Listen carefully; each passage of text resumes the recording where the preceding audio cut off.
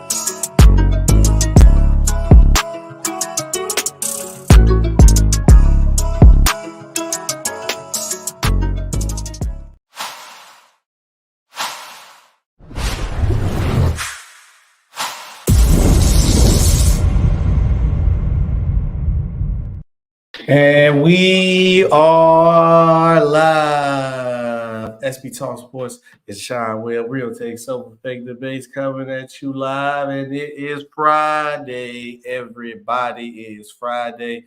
It's your favorite day of the week. It's your favorite two guys. Sean, how are you feeling today, brother? Man, I'm good, SB. Looking forward. Last Friday in 2023. Definitely looking forward to it. We get close to this new year. How you doing, Yes, man? sir. I'm good, man. You know, like I said, I got the Christmas hangover. Sorry, missed the last episode for you guys. SB had to do a lot of extra stuff, family time. But no, besides that, you know, I'm ready to come into the new year. You're going to rock out and enjoy, and then that's about it. So I'm cool with it. I'm rocking, man. Salute to everybody in the chat as we share it out the screen too. Salute Nicholas Brown. Say like, share, subscribe to the channel to the sport roll to the next milestone. Let's go. Get them likes without the stream. Salute SB and Sean, Lamar Jackson, MVP. Everybody get them likes up. Speaking of like Lamar Jackson and everything that's going on. So, Sean, it has been for me, I should say, an all-time slander on these two Pacific quarterbacks. Shout out True. Salute True the King in the building. On these two quarterbacks, I should say, and also shout out to the sponsor, Swift Energy. Use code RTOFD to get 20% off your order every time you order. But yeah, back to the point. These two quarterbacks, I feel like they are the most disrespected quarterbacks of all in the league today. I ain't gonna say all time. We got one guy who's a champion, winning multiple Super Bowls. You got one guy who's an MVP. One of the most electrifying guys at his position at this point in time. I mean, through his whole career so far. And I don't truly understand why they get disrespected as much as they do. But let's go ahead and get into it. We're not going to waste no time with the show. Sean, I don't like to say this, but came out today that the Denver Broncos bench quarterback Russell Wilson for the remainder of the 23 season. What was your initial reaction to it? How do you feel about this?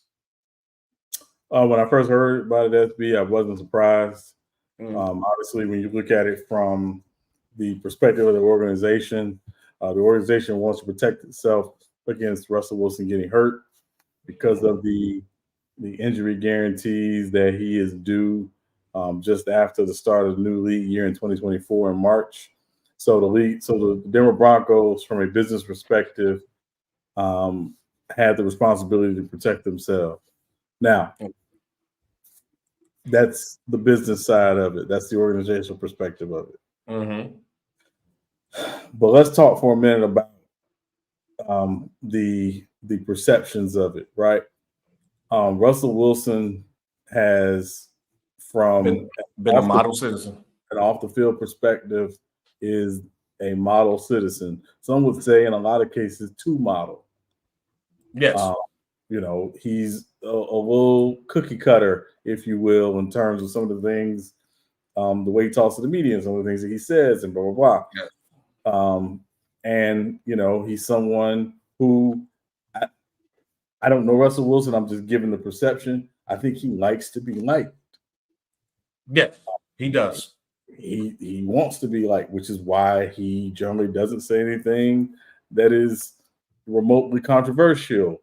Yes. He doesn't necessarily, push, the boundaries of the athlete who uses the media to, gain certain leverages and things like that. He's someone he kind of stays. Which he could at a point in time. Which he could, but he usually doesn't do that. Now, so that's one area of it. The perception of the black quarterback is largely, I think, never really been talked about in the truest sense of the historical significance of what black quarterbacks have gone through all the way back. We're not even talking in the modern NFL, and I'm saying when I say modern NFL, in the 70s with Marlon Briscoe and Shaq Harris and Doug Williams and Jefferson Street Joe Gilliam, people like that. So it hasn't been talked about enough in that space.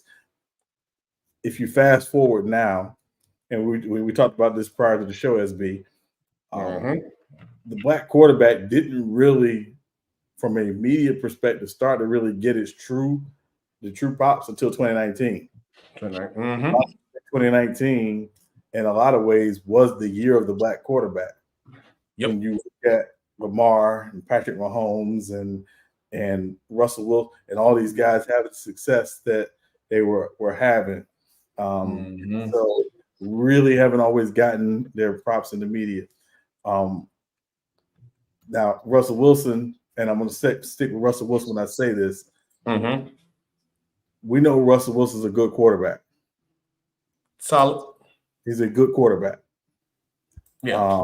And again, if you want to just talk about the stuff off the field and what he does, going to children's hospitals and blah, blah, blah, we get it. Now, there are some things that Russell Wilson does that I wouldn't necessarily jive with. When your running back can't reach you directly, that's kind of bad. That's not a good look. Yeah, that's kind of bad. That's kind of bad. And I know people have been, talking about Sean Payton blowing up at Russell Wilson on the sidelines and things like that. Which was crazy. And I know people are saying, "Oh, Sean Payton would never do."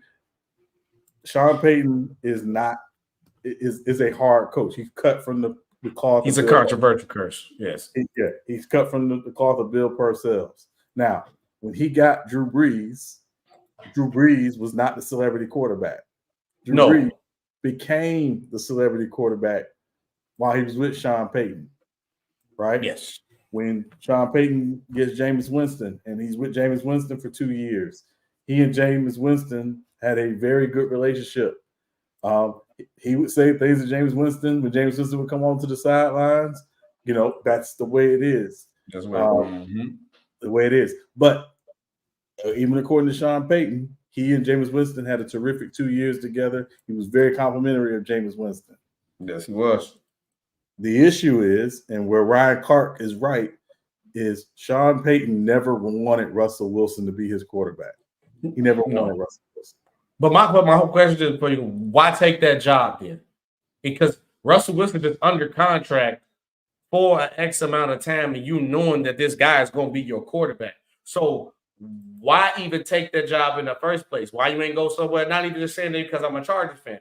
Why not go to LA where it's a Charger? Or why not go to a team where they're looking for a quarterback and you can build off that? Why not do that?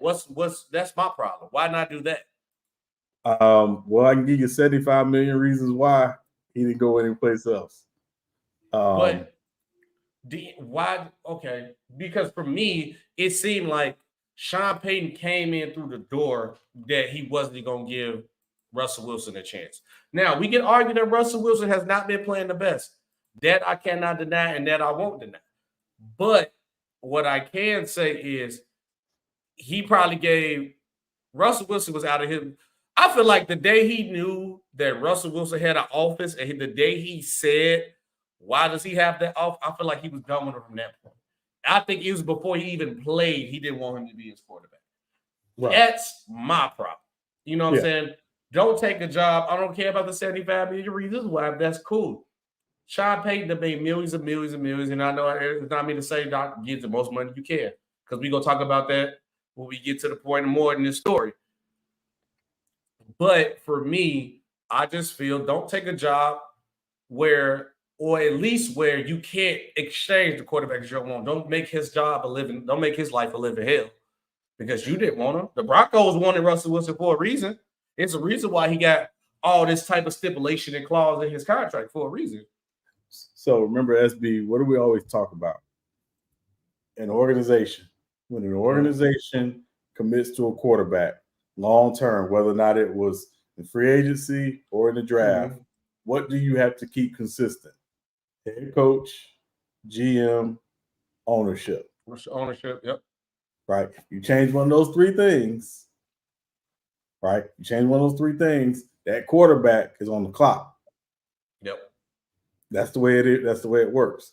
Now, Russell Wilson got, by all accounts, a lot of freedom and autonomy to do pretty much what he wanted. The fact that he had an office in the building. That's crazy to me. That's crazy. I mean, he got a lot when he got there, right? And yes, he did. The results were not there, because the results are, how did he play and how did the team play? It was a dumpster fire last year. And everybody can say, yes, it was Nathaniel Hackett, but the fact is that Russell Wilson, as the quarterback of the team and as the $250 million quarterback of the team, does have some level of culpability in what happened last season.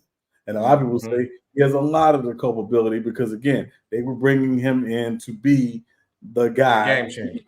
The game changer, as Cam likes to put it, the guy who, regardless of what's going on, this guy can make everything better. Now, we've been on other streams, we've been in other platforms, and shout out to Brother Bees, because he was the first one to point it out, and he actually forced me to go back and watch film on Russell Wilson. When he pointed it out, Russell Wilson was never that guy. Nope. What Russell Wilson does two things great, and I've said this after watching film, and I still stand on this. Russell Wilson is great at making plays off platform. Yeah. Making plays off platform, meaning when it ain't there, or when the first thing ain't there, he can usually figure something out, right? And Russell Wilson is one of the better deep ball throwers in the NFL, and has been really since he came into the NFL. Yes. What Russell Wilson is not an anticipatory thrower of the football. No. He's not a guy who throws guys open necessarily. No. Right? That's where he's not at his best.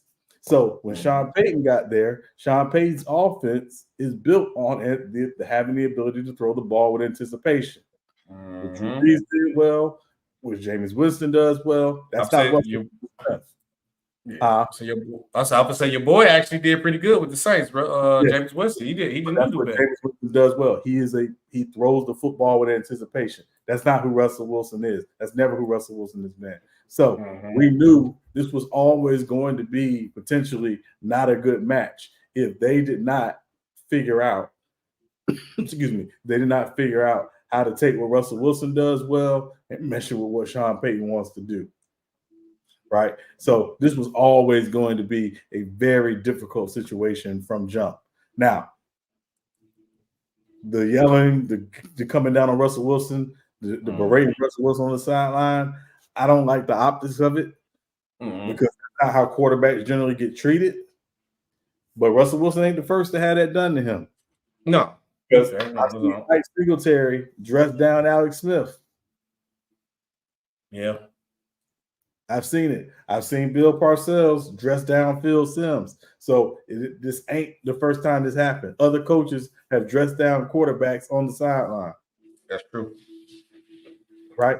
It is the way it is. So we're not going to act like Russell Wilson's the first to have this happen. All right?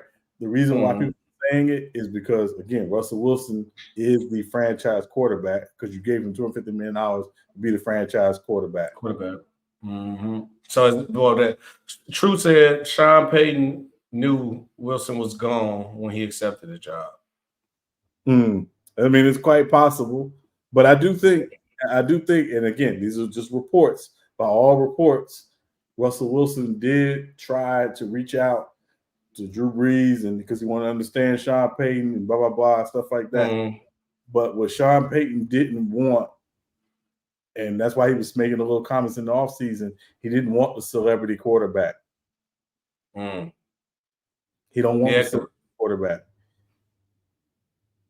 So when he made the comments about the kissing babies and all that other stuff, blah, blah, blah, that's where it came from. Happy birthday to Sturdy. Yeah, happy birthday, Sturdy. I'm going to give you the gift for that loss in the wire draft coming up later on. All right.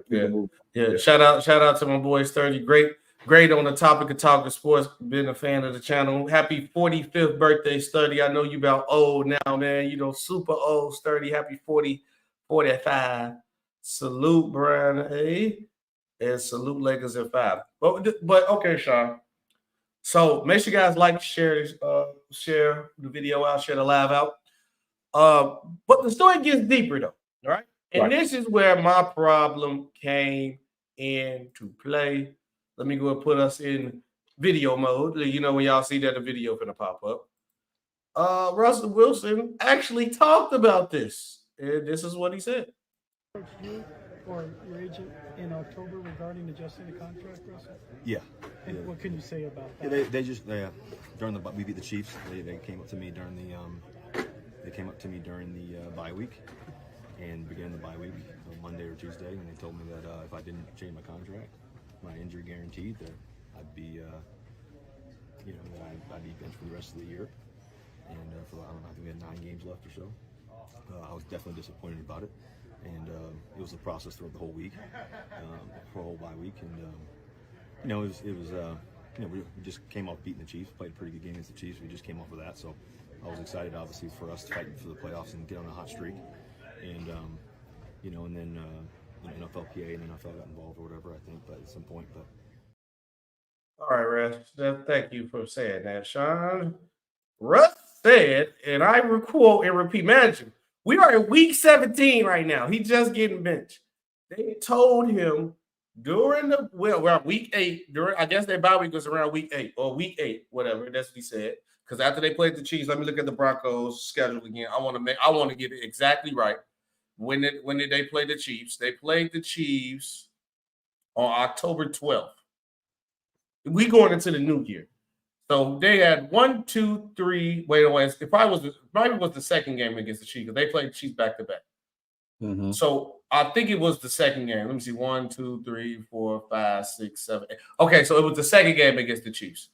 Mm-hmm. The second game against the Chiefs. That was October 29th. Imagine, it's December 29th. 2 months ago. They told him that they was going to bench him if he didn't change his contract. They get to going. They beat the Chiefs. They beat the Bills. They beat the Vikings. They beat the Browns. Then they ended up losing to Texas. But they went on a 4-game win streak, and they kept them in. And it's the perception, and that's why I said I got a problem with that, Sean. Is you bitching him for play or because of his contract? Because y'all went on a streak. Oh, no, we're going to keep you playing. Don't worry about it, brother. Oh, no. Oh, it's your injury. It's your contract. Just say he ain't your guy. Or tell us the truth. And this was the point I was telling you that Ocho and Shannon Sharp here on the podcast. Shannon Sharp was talking about how you should be selfish as a player, get all your money because they're not going to be loyal to you. And the teams don't show loyalty to you. But when they want you to play like they did Saquon Barkley, Austin Eckler, where they want you to play and you sit out, you selfish, you don't want to be a part of the team, or they jackball you or blackball you out the league like they did Le'Veon Bell. And they will do these type of games. And Russell Wilson, and it's harder to get a guy like Russell Wilson because I think if anybody else who was going through this situation with a little bit more ego to him, not even ego, a little more, I stand up for myself to him, it'd be a whole different conversation. I doubt this could happen to a Patrick Mahomes. I doubt this happened to a Lamar Jackson. Even Dak Prescott, Jalen Hurts, you can't do them like this. You're not going to slander me like this in the public eye and I just sit here back and play cool. And I told you, Sean, I believe they're only doing this because they know they can get away with it with a guy like Russ, because Russ is not going to do anything. It's like when you see somebody picking with somebody in school, they only really pick it at him because they know, oh, he ain't going to fight back, or he ain't going to do nothing, he ain't going to say anything. That's all I see with this situation.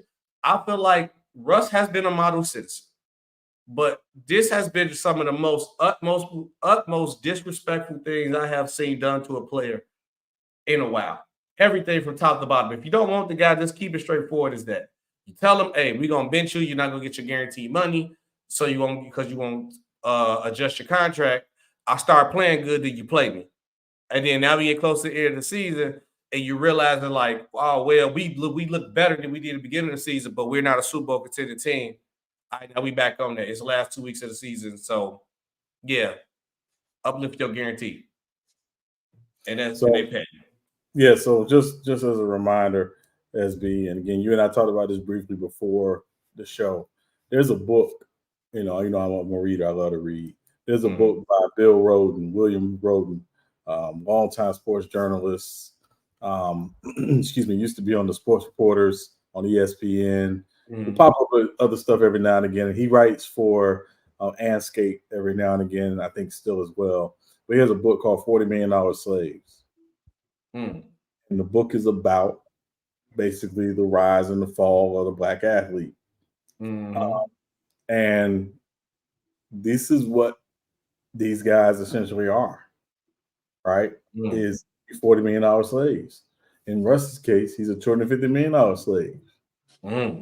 But at the end of the day, you work for someone who can write a bigger check than you and can do whatever they want, ultimately, as long as they're willing to write the check and pay the price. So to Ocho and the Shannon's point, yeah, get your money. Get what you can.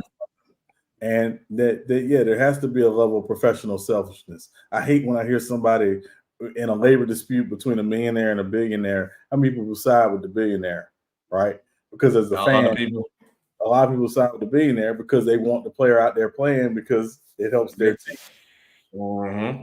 But in a labor dispute, you should never side with the billionaire. No. Right? You should never side with the billionaire, right? Yeah. Jerry Jones has made more money off of Emmitt Smith and Michael Irvin than them two brothers make combined. Easily. So let's not play that game of, at the end of the day, Russ is the quarterback. No, Russ is a highly paid employee of the Denver Broncos. Yes. When the Denver Broncos changed leadership, i.e., they brought in a new head coach, Russ was on the clock. Russ was on the clock. Russ would have had to basically been dang near perfect to make sure he can stay on the clock in Denver. But what they've shown is he is not their guy. Meaning, and by he is not their guy, he is not Sean Payton's quarterback. Yep. He's not. He's not. And they're doing everything. They're doing everything to show that point.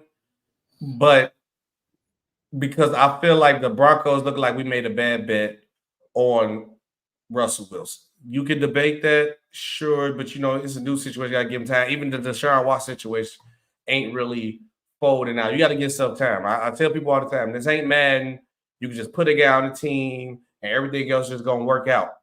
It's not. You got to know the playbook. You got to know the calls. You got to understand the scheme and the fit. You got to understand what the coach wants you to do to be successful. It's a lot of things that come. You can't just plug it. It's not an NBA. You can't just plug a guy in and it works out. Now you got Russell Wilson, who's in a situation where he was with one guy in one system to another guy within a year's time with a whole different system. And yes, Sean Payton definitely has more cachet than the last guy who was there. There you have it. Thank you. Obviously.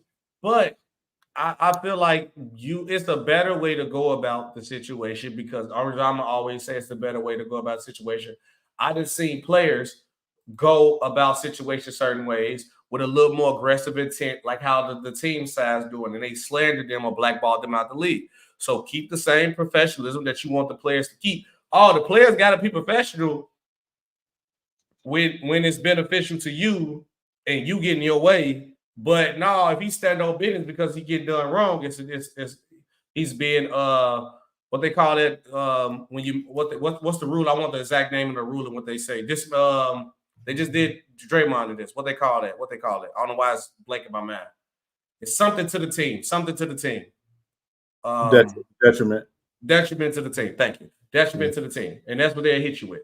I'm not rocking with that. I'm sorry. I think Russ is being disrespected. Russ deserves more respect. And I told you, Sean, I only believe that they're doing this to Russ because he will not come back. He won't fight back. He just gonna be like, okay, cool. Yeah, you know, I'm that's what they told me to say. That's what they said they're gonna do. I'm hoping to stay here with the Broncos. Russ is always going to have the right answer. He always going to look clean cut, collective. No, bro, it's okay to snap off sometimes, Russ. That's just me. Yeah. That's just and let me say this real quick too. And again, this is not defending how they treating Russ or whatever, blah, blah, blah. Not at all, right? I think as much as they may not like Russ as the quarterback, as his quarterback, he may not like Russ as a leader. That too. It could be.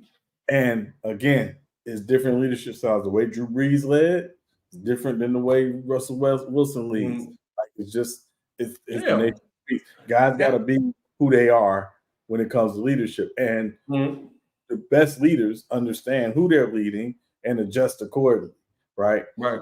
With Russ, is he someone that's going to get on somebody when they make a mistake? Not especially. Not really. But Sean, if they would have just came out and said that too, instead of just seeming like they just kicking him to the side like he trashed. And shout out Mike, you too cool for the subscribe. Thank you, brother. I'd have been cool with that. Hey, man, we don't like Russ. Russ is not giving us. Imagine, you said it's at week 8. You should have been set him down. Cool. Right. Russ is not giving us what he wanted play-wise. I tried to talk to Russ to change his leadership and try to tell him what I want. He's not working out for that. He's not doing that. We bitching him because of that. That looked better than just saying, hey, man, turn down that guaranteed money, because knowing that you still Russ is smart too, knowing that they still gonna release him at the end. So why would I get rid of my guaranteed money just for you to still release me at the end of it? No, we're not doing that. We're not doing it. But let us know what you guys think about that. Let us know in the chat who was in the wrong in this situation. I can tell you one thing, that somebody was in the wrong, Sean. And we gotta go back in video mode. Let me go ahead and get this off the screen for a second. We gotta go back in video mode again, Sean, because we got another story to talk about, another craziness that people just saying things and slandering quarterbacks. Because the other guy who's most disrespected at quarterback, I think Lamar Jackson has come out and has become a better quarterback this year. He is doing better than I thought, throwing the ball and just, you know, being the quarterback, especially after losing his favorite target to Mark Andrews. And I see it. But to me, the MVP is somebody who has been kicking ass and taking names week after week. He had a great game against the 49ers. Great game. The defense, exquisite against the 49ers. But he's also had 4 games this year without a touchdown pass. 4. Then he's had other games where he had 1 touchdown. 2 games, like, he has not been, in the words of Colin Cowherd, stars attract stars. No, I'm just kidding. This is what we do, in Rich, but I want my quarterbacks to be quarterbacky. And to me, Lamar Jackson is just a great athlete, and he's done a really good job, and he had a great game against the 49ers. Okay.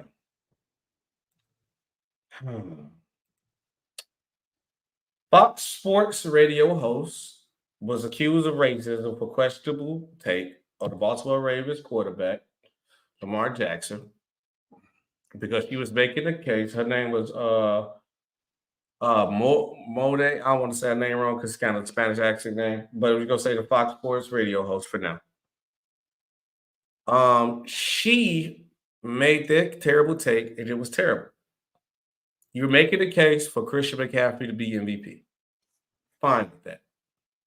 Respect that. I think Christian McCaffrey is the MVP. If not him, maybe Tyreek Hill, then maybe Lamar Jackson. But the language and the perception that you use to say that Lamar Jackson is not quarterbacky, which Sean, I told you before the show, I'm still confused off that. I don't know what that means. But I could have sworn Lamar Jackson been beat this I can play the quarterback position obligation a long time ago. Did MVP was it not enough? Offensive player of the year was not enough. Like, I get it. Like, he rushes and, he got rushing touchdown, passing touchdowns. But the crazy thing about this, though, Sean, Lamar Jackson, not counting his rushing touchdowns, been still around his same range of what he usually passed. Last couple of years, 17, 16, 26. So, yes, the number went down, but he's still been around his same range. And the Baltimore Ravens is the best team in football. And sometimes you got to understand, like we was talking about before the show, every game comes with a different game plan where you don't need to do that much. The defense go sometimes, when we talk about Cam Newton, shout out Cam, sometimes maybe, just maybe, Lamar Jackson just been in more situations this year. He just got to manage the game because how great the defense is, or he just run in a touchdown. And they also, I like that she acknowledged the fact that his best receiver, Mark Andrews, has been injured a lot, and he still's been maintaining a great season. But Sean, she's also brought up 0 touchdown games and 1 touchdown games.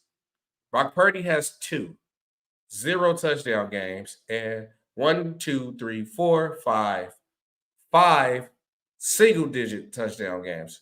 But let's go to the guy who's quarterbacky. Let me check Josh Allen's stats. But he might not count because he run. He made a touchdown in the game, but he got 1, 2, 3, 4, 5, 6, 7 single-digit touchdown games. Okay, let's get more quarterbacky, Sean. Let's go in the quarterback bag. And it's kind of bogus to do Shiesty like this, but Joel Shiesty is the quarterback's quarterback. Yes, he's been on and off injuries, but we're gonna play this game then.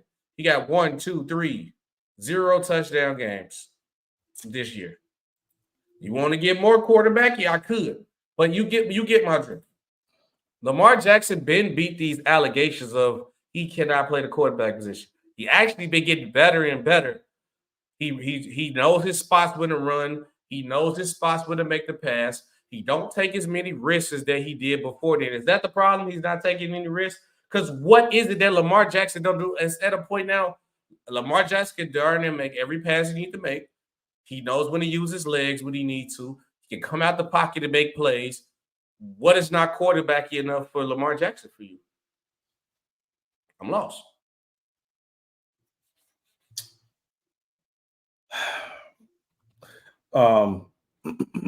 So, SB, take you back to 2019. Who won the MVP in 2019? Was it the Lamar Jackson, right? It was Lamar Jackson. Let me give you these numbers from 2019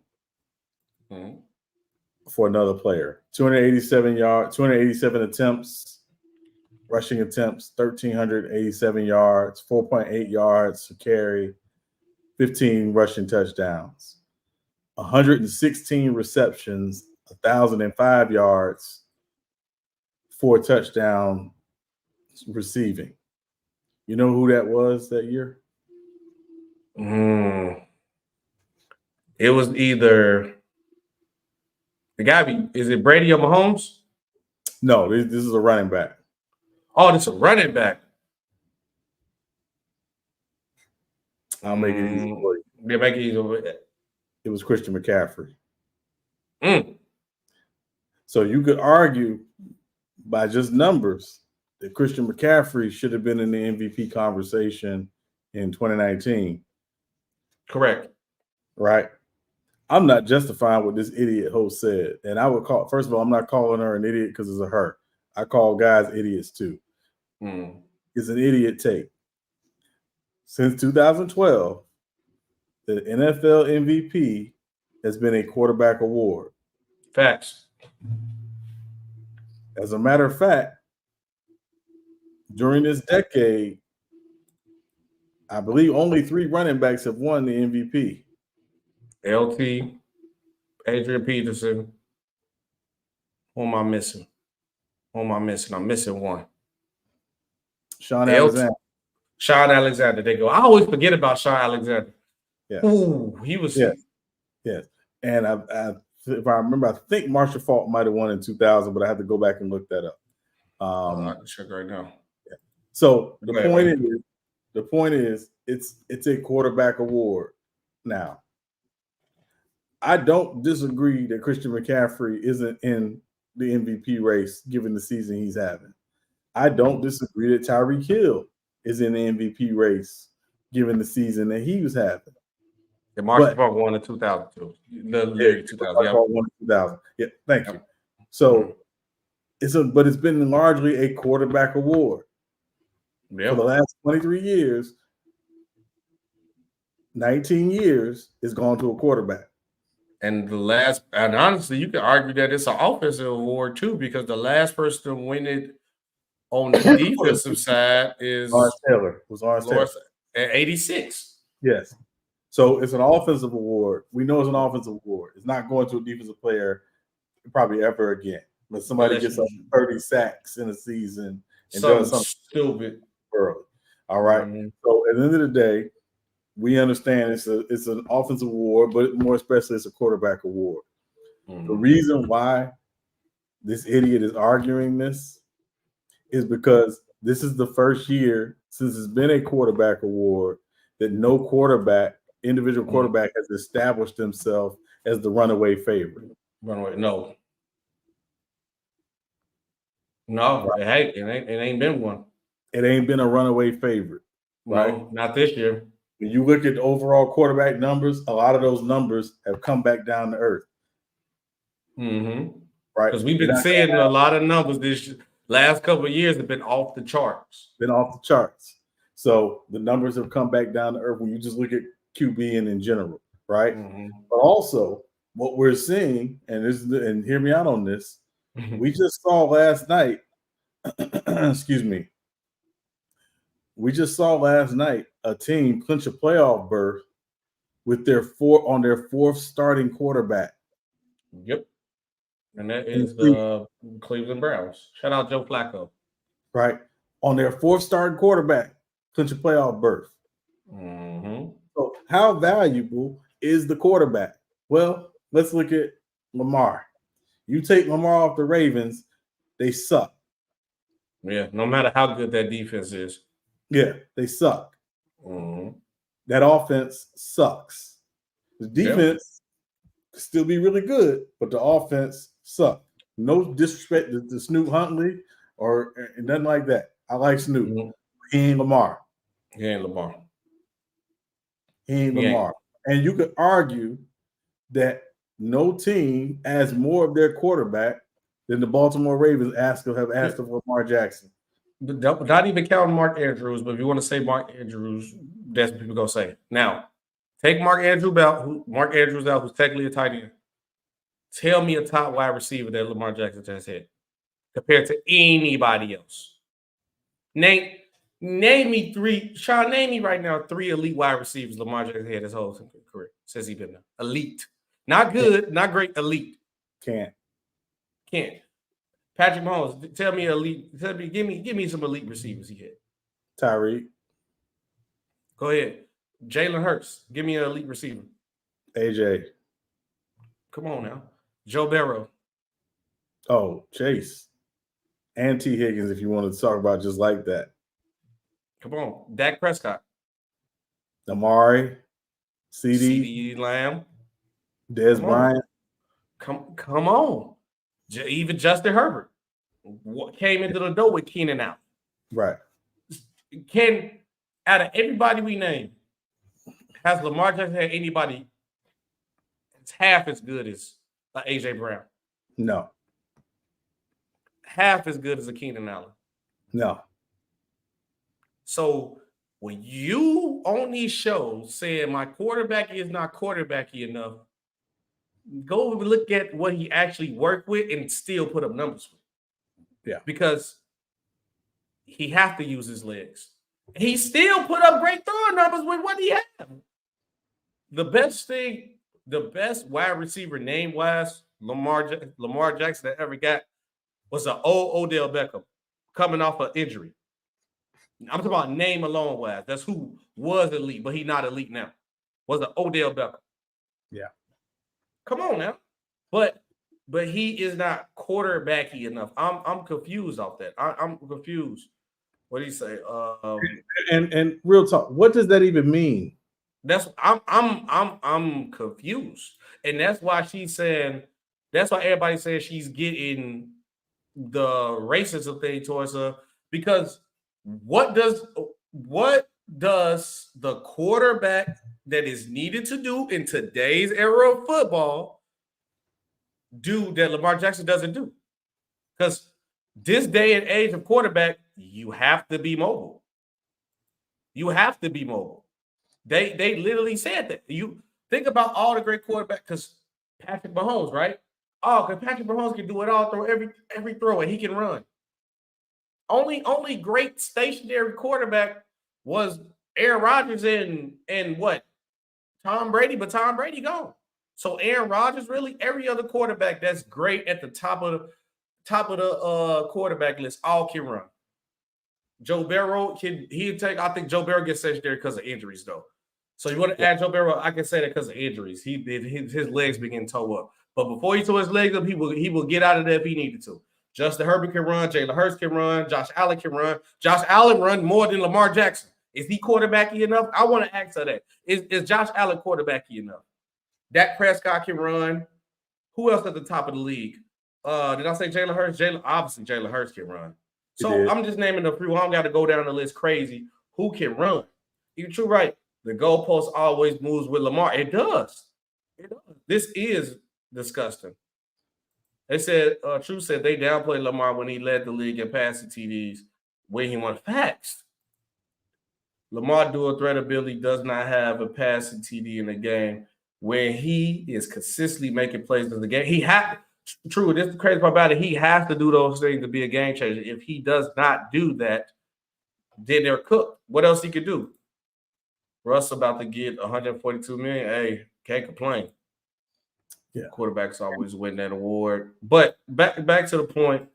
Myles Garrett's the best player in the NFL. Y'all see them around. I ain't gonna lie, Myles Garrett be cooking, brother.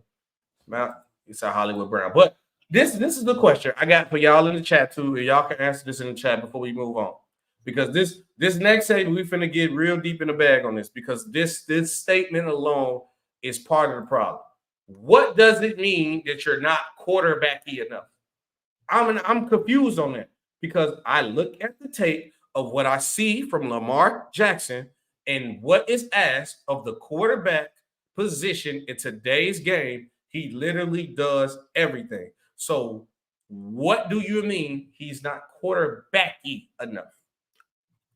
That's what I want to know. Anybody in chat got the answer? Please tell me. Sean, if you got the answer, please tell me. Yes, I don't know what that means. I can tell you what it means. I'm listening.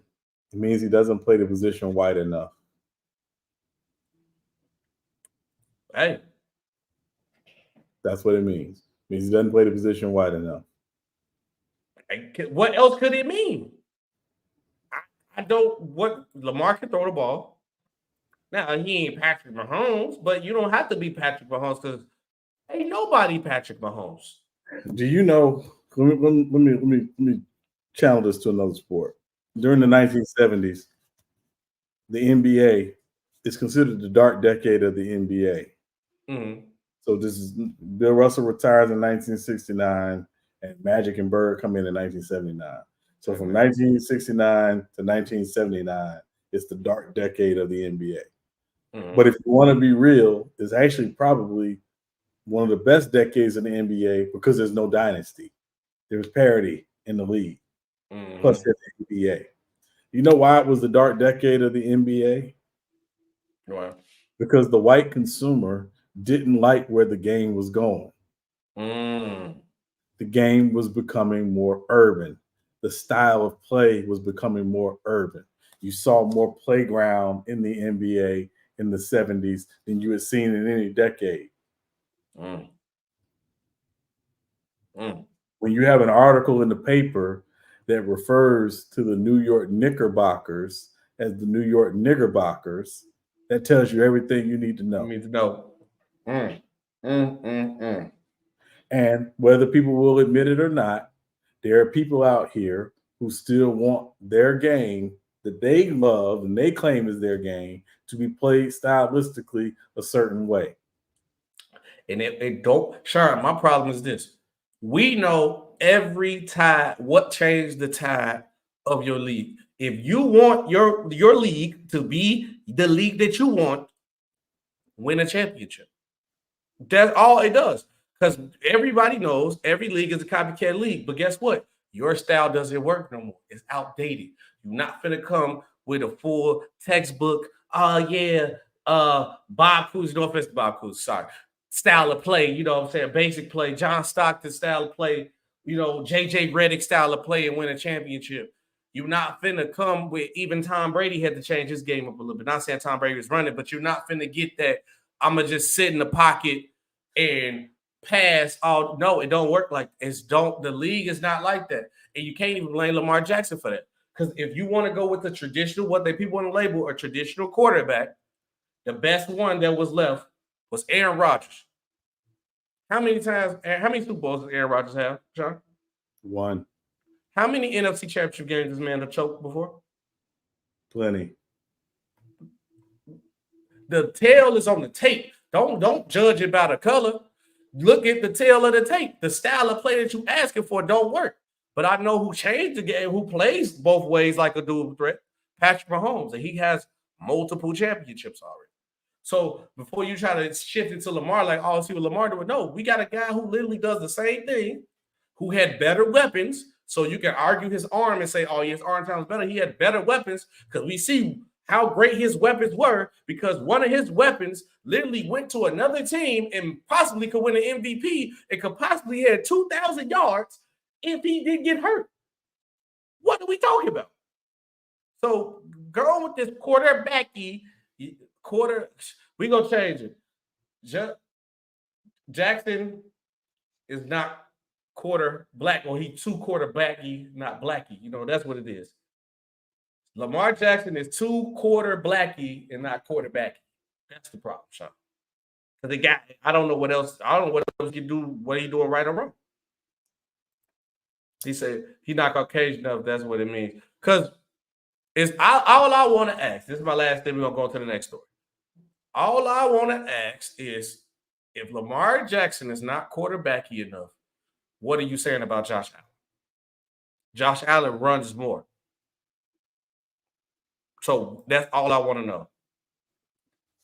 Oh, yeah, the quarterback. Yeah, it is, brother. But on to the next one. And like I said, we're going to get a little deep on this topic because this still sticks to the narrative of what we're going into, right? Michigan's Sherrod Moore faces backlash for saying, I don't see color when asked about black quarterback stereotypes. And the quarterback of which he was talking about was Jalen Milroe of Alabama. Sean, what was your thoughts on this when you've seen this? All right, first things first.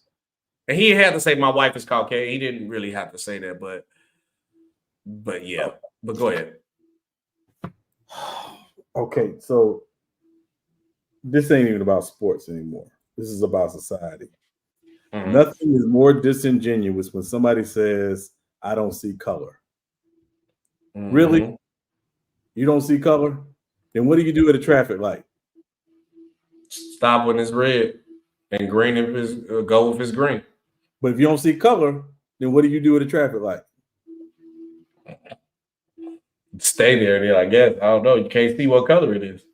So cut the crap with the I don't see color. It's so disingenuous. I don't see color. I don't see color. I don't see color. Okay? Stop that. Stop that. Stop that. Far more, you got to be better. Yeah. Because whether you like it or not, more than likely, he's going to get a chance to be a head coach at a college very soon. Yep. College level. He's going to be one of few black head coaches at a college. So cut the I don't see color crap. It's garbage. Trash. It's disingenuous. You're lying. Because if somebody robbed and the police come to your house, what's the first thing you're going to say? What? I don't see color, but it was a dude. But I can't tell you what color it was because I don't see color. I can't tell you what color he is. Stop that. Yep. It's a bunch of crap. Now, if you really want to be real, if that's your sentiment, this is what you're supposed to say. It's not that I don't see color. I don't judge how I deal with people based on race. That's simple math. Yeah, that's more genuine than saying I don't see color. Because if you say you don't see color, unless you're Stevie Wonder, you're full of crap. And then right the next breath, when you double down, like the funny saying is like when you talk to somebody and they be like, "Oh, I'm not racist." You know what I'm saying? 'Cause you can't say the word, but you understand what I'm saying. I'm not the R word because of my friend is this color. Because he said, I don't see. Yeah, you say racist. Yeah, I'm not racist because I have black friends. Or that's like, let's not do that. And then here's the problem with Sharon Moore's statement. In the same breath, you say, my wife is Caucasian.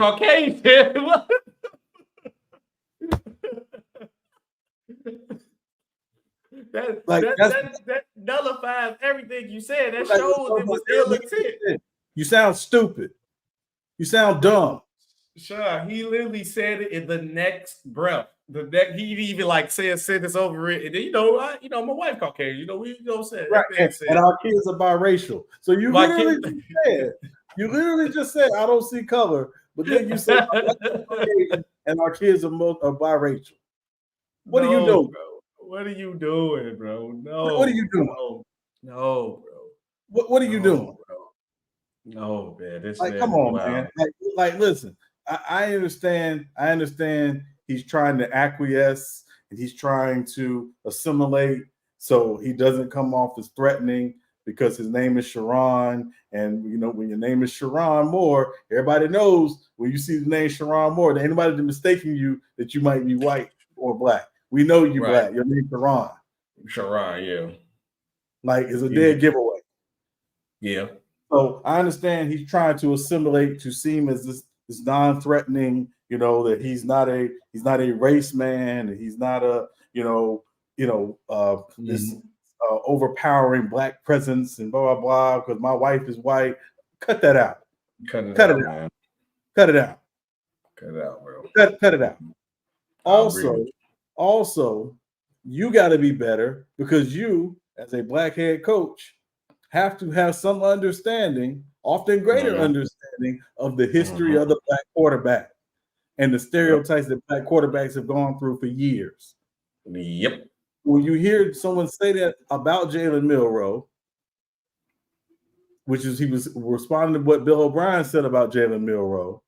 It was about like him changing positions, right? If he would change position. Yes.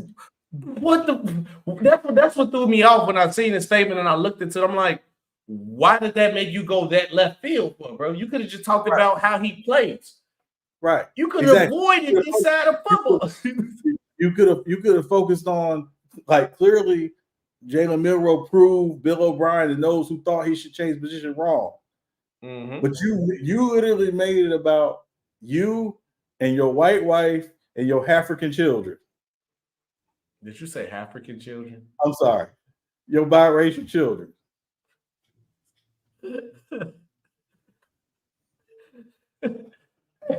Gotta put that on a t-shirt and give it to all the mixed African children is crazy.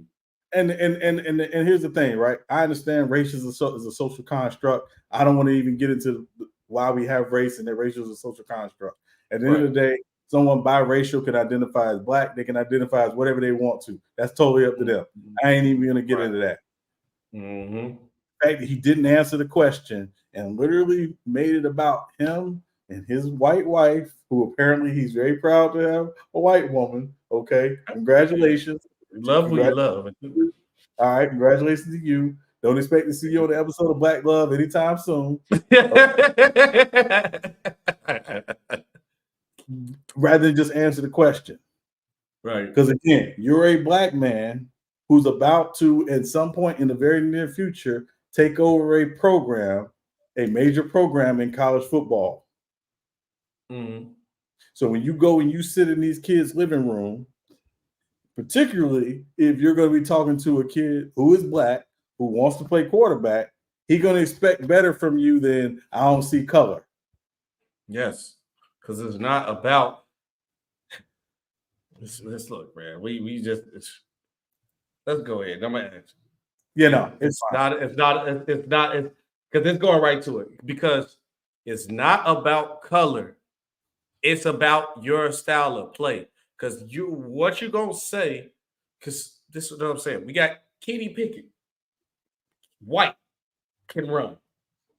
Josh Allen, white, can run. We got quarterbacks now. Even though Trevor Lawrence, white, can run. We act like you've never seen a stationary black quarterback. Jacoby Brissett, perfect example. What's the one guy who always he wear the gloves? He used to wear the gloves. Played for the Vikings. Bridgewater. Stationary. It's possible. So it's not your color. It's about how you play. Because you can find a stationary black quarterback. Stop acting like every black quarterback just run like the wind. And stop acting like every white quarterback is a statue. You're wrong. But Sean, this is my question, and I want you to go full in-depth and go crazy.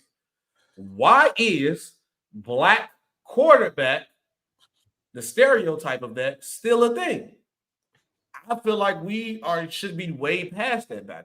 But why is the black quarterback stereotype still a thing?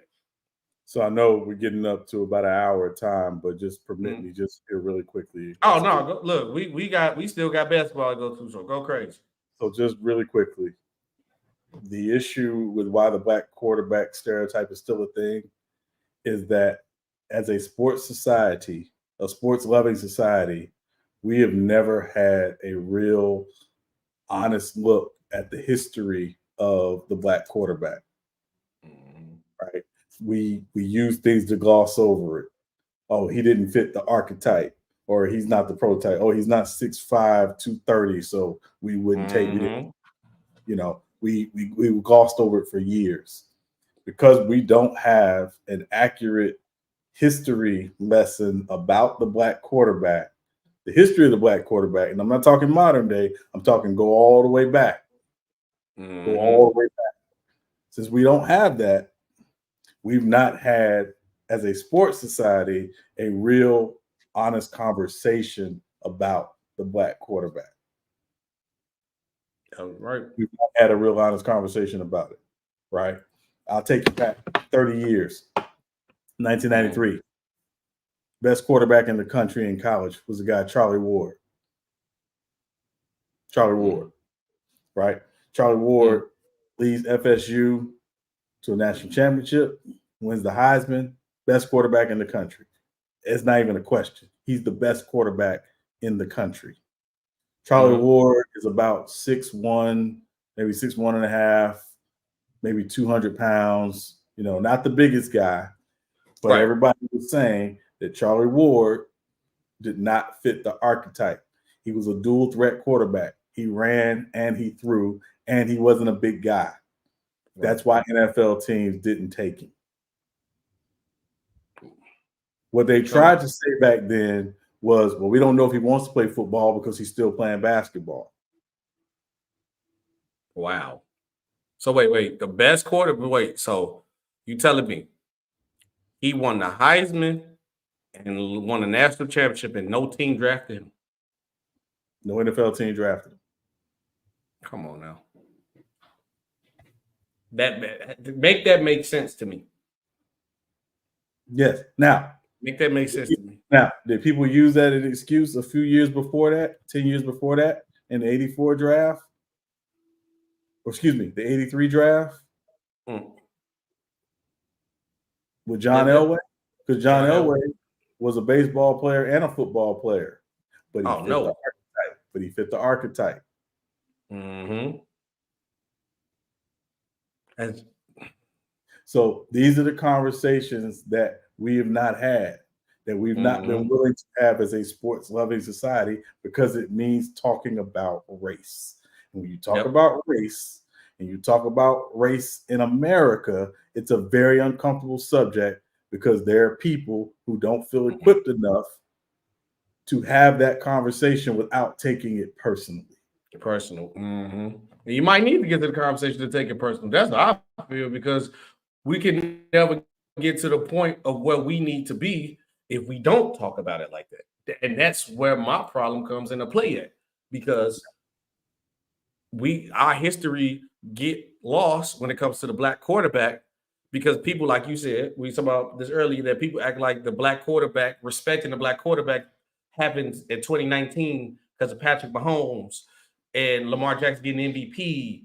Like, people act like we didn't have black quarterbacks in the 80s, in the 90s.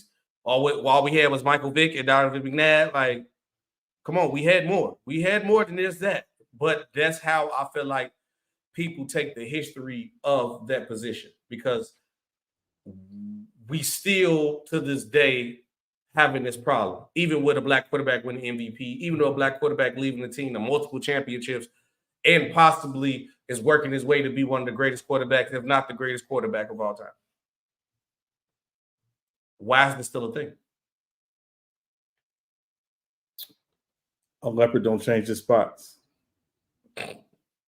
Ain't that the truth? I'm confused. That's why I asked you. I don't know. I don't see why. And I'm telling you, this is why when people, again, my whole thing is keep the same energy. Right? I agree. This goes back to the power of media and the power of media narrative. Right. A black quarterback throws, okay, I'll give you an example, right? Hold on. Matter of fact, let me pull it up. Okay. I'm glad you said something. Yeah, and I'm curious what people have to say in the chat about it as well, because I'm really curious about that. I definitely want to hear what would the narrative be while you look this up. I just want to ask you quick while you look this up. What would a narrative be if the stats was the opposite way around? Versus Brock Purdy game. So if Lamar Jackson, I want the exact stats. Lamar Jackson throws 4 interceptions for 255 yards and loses with the Ravens, and Brock Purdy throws, what Lamar throw that last game? What did Lamar throw this last game against San Fran? 2 touchdowns for what? How many yards did he have? What the yards said? 252. What would be the conversation if it was the opposite way around? Brock Purdy be MVP. Brock Purdy showing that he's a elite quarterback. This is why this is why that. Lamar can't show up. Lamar can't play quarterback. But we're not hearing that. We just still questioning Lamar and questioning if he really has impact on the game. That's retarded. That's dumb. I'm lost. Okay, I'm lost. So let me give you these numbers, right? Quarterback A, his first 5 seasons, passer rating of 85.9, 20,618 yards, 138 touchdowns, and 100 interceptions. Okay. Quarterback B, passer rating of 86.9, 19,737 yards, 121 touchdowns, and 88 interceptions in the first 5 seasons. Okay. So you asked me to pick which one? So just based on the numbers, who would you say was the better quarterback? Okay, go say the numbers one more time. One more time. Give me A again. Okay, A. Passer rating of 85.9, 20,618 yards, 138 touchdowns, and 100 interceptions in the first 5 seasons. Okay. Quarterback B, 86.9 passer rating, 19,737 yards, 121 touchdowns, and 88 interceptions in his first 5 seasons. I think for me, it got to be B because he got less interceptions and a high touchdown. And the yards is about the same. Got to be B. Okay. What if I told you that quarterback B was Jameis Winston? and quarterback A was Peyton Manning? I mean, that shows that it got to be a narrative driven then. Because I mean, look at the numbers he put up. I mean, I just went off black, but I wouldn't be shocking though. And But what if about you just go up and say Winston was better than Peyton Manning in his first 5 years or his first X amount of years, people will call you crazy. And what if I told you in those first 5 years of Peyton Manning, seasons 2 and season 3, he had the leading rusher in the NFL behind him? Yeah, people forget about that. Who did Jameis Winston have? I guess Mike Evans is about it, but yeah, that's tough. That's tough. That's tough. So that's tough. That's tough. So what is it? What am I talking about? I'm talking about the power of media and how media will shift people's perception on things based on what they show. You could cut together a bunch of highlights for somebody and make them like they're the best thing in the world. Facts. Coincidentally, you can cut together a bunch of lowlights of somebody else and make them like they're the worst thing in the world. That's facts. Power of media. Yeah. We talked earlier about representation. 75% of the NBA and NFL are black players. Yes. Mm-hmm. Is that represented in media today? No. No, it's not. No. Mm-mm. Turn on a lot of your morning shows. Good Morning Football.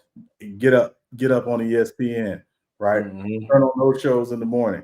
You see a black face, particularly a black male face, they played. You see a white male face, they might have played, but most of them were people who covered the game. Correct. So you want to know why these stereotypes still exist? Let's look at who's covering the game, who's putting stuff out there. Yep. Hey, that's tough. And I dare somebody to challenge me on that because I've had this argument for years.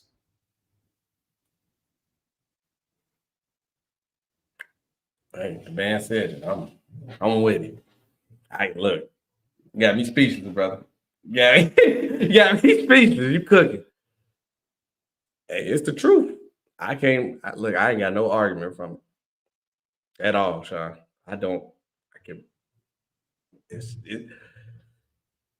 It's getting to the point of it's just blatantly obvious, just blatantly there. They don't even have it no more to me. And Lamar Jackson is the poster child of it. Yeah. So we're gonna end it on that one. Sean cooked up. We're gonna end on that one. But I remember that. Look, man. Let's see. I remember how Doug Williams was treated after winning the medal, the Super Bowl, and MVP Doug Williams was still disrespected. Shout out, boy, Shy Bulls podcast. Shout out, family. What's going on? He said because they still a attack on the intelligence of the black quarterback, and that's what the point is. Because Sean, you can't tell me that I know we're gonna get to a bad spot to this. You can't tell me that you cannot find a way to win with a guy who can throw the ball 70 yards, run like a gazelle to get open to make a play. So then you can get double action between him and the running back with the play action game. He can make plays on his feet, can drop any dot in the bread basket at any point in time. How can you not win with that? Athletically, it's nothing you can't tell me. It's nothing you cannot tell me that you can't win with a quarterback like that. It's possible. So only thing you can be questioning is from a black quarterback is his intelligence, or you think he can't lead men. Yeah, which was always a big thing. Listen, SB, there are certain markets that will never ever support having a black quarterback. Certain NFL markets that will never support it. Give me one. Just give me one. Now Philly is actually the poster child for Philly. You look at them historically, go all the way back. They've had black quarterbacks a lot. They are the poster child. They're actually probably the number one franchise for the African American quarterback. So what team? So what team is the point? Just give me one. We ain't got to go into over detail. Just give me one. New York Jets. They had old boy on the Seahawks. Hated him. They did hate him. Notice what I said. They will never fully support it. Okay, I can see that. Give me one more because the only thing about the Jets, they don't like no young quarterback. So give me another one. Your face said what? Say it. Go ahead. I know the team you want to say. Just go ahead and say it. I tell by your face what you want to say. Just go say it. You sure you want me to say it? Yep. You positive? Real takes over fake debates. We gonna keep it real all the time. Dallas Cowboys. So you think their hand was forced with Dak? You said what? Do you think their hands was forced with Dak, or is it because? I think the reason why I say the Dallas Cowboys is you can't be too black and have a black and be a Dallas Cowboys quarterback. Yeah. Look at that. I'm trying to go back. Because remember, and this is, again, you could be Drake black, but you can't be Biggie black. You can't be Biggie. He ain't gonna last that long in Dallas. Hey, honestly, Tiff, that was the second one. It's only two. I knew it was only two, but I knew it was only two places he was gonna go. Yeah. He was either gonna be Dallas, or we could definitely go Chicago, because I can say this. I stopped being a fan of Chicago because of the Super Bowl with Rex Grossman, and I felt like all you had to do is replace a quarterback. We seen the Rams do that. It's not hard. They use all the excuses. They ran with Rex, knowing Rex was garbage. They have shown through the history of this team, they will not rock with a black quarterback. And I only started back supporting the Bears heavily, more secretly, because I with the everybody know me as a Charger, but I rock with the Bears because they drafted Justin Fields. I thought I would at least be an old man or dead before the Bears drafted a black quarterback. So that's why I thought. I knew you was going one of the two places, though, Sean. I knew you was going one or two. In either Dallas, you was either go with the Bears, or you was going with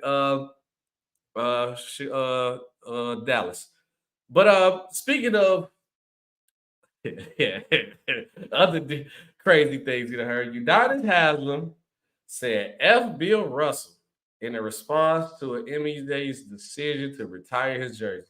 But I want to get more in depth, guys, because it's not that the NBA retired his jersey. It was that the Miami Heat retired his jersey. And the problem that the Heat retired his jersey, matter of fact, no, Sean, let's be fair, because when we look at things and see things, we just take it off the quote. Let's actually hear your boy UD. And I wanted to hear this from you because you are a big Miami Heat guy. And I think this Miami Heat coach is going to people here, but let's go to video mode. Let's see what UD said. My era, we used to hate the motherfuckers that we used to have to go against in the rivalries and all that shit. To this day, you know what I'm saying? Y'all know how I feel when we got to play the Celtics. I can't stand the motherfuckers. First of all, and I have nothing against. And I have listen. Hold on, man. And the crazy thing about it, can I tell the story about Tatum. it in the huddle? I Man? like Tatum and I like Brown. I would love for you to tell me. Can I tell the story about it in the huddle, man? What? I like Tatum. I like Brown. Nah, them not old this. motherfuckers, KG and Paul. I don't fuck with y'all. Y'all know that. There you go. It's cool. There you go. I don't fuck with y'all. Y'all know that. It's cool. I'm cool on that. Fuck that. The young generation, y'all can create y'all own beef and y'all can create y'all own whatever. The old motherfuckers, y'all already know. I see y'all in the grocery store. It's on. Yeah, we playing Boston, so you know his feel on that. Yeah. So dog, we in the huddle, and you know, Cap come in there, he give his pregame speech. So at that time, we was home, and you know they retired like Bill Russell's jersey for everybody in the league. So they got 6 in our Raptors. Man, does everybody hang a Bill Russell jersey? Man, hold on, man. This man going off. Oh, fuck them, fuck this, woo, woo. Going off. When you ever see a Miami Heat jersey hanging in the Boston Raptors? This man, when? Hey, he in his pregame speech like. Tell me when you gonna see a Miami Heat jersey hanging in the Boston Raptors? Fuck Bill Russell too. I said, bro, this man dead, OG. I had to repent that.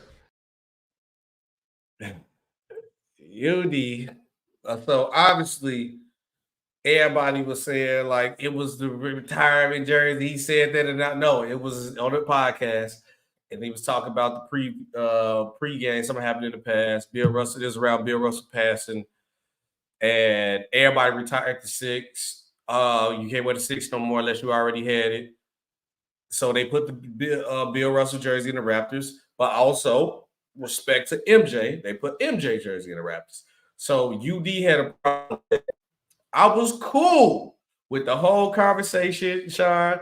I don't like the Celtics. We had a rivalry. The young dude's cool, but I still like to play for Ball State. You know, I really bump heads with them. KG, Paul Pierce, Ray Allen, his own. You know, it's a rivalry. We see each other. It's like that. Then they played the Celtics, and then he said, F Bill Russell, right after this man died, UD was out of line. I believe he apologized about the situation, but at the end of the day, UD was out of line. I'm sorry. So to be clear, I was not a fan of the F. Bill Russell thing, right? But I will say that people, if you never played sports, or if you've never been in a situation where you were trying to get people fired up, you'll say stuff to kind of shock people, right? Or whatever. The whole F. Bill Russell thing was not about Bill Russell, the man. It was about Bill Russell, the boss. The Celtic. Yeah, the Celtic. Right. Because Bill Russell, to be very clear, Bill Russell's a sacred cow, right? You don't talk bad about Bill Russell. No. He's the pioneer of basketball. He's not even just a pioneer of basketball.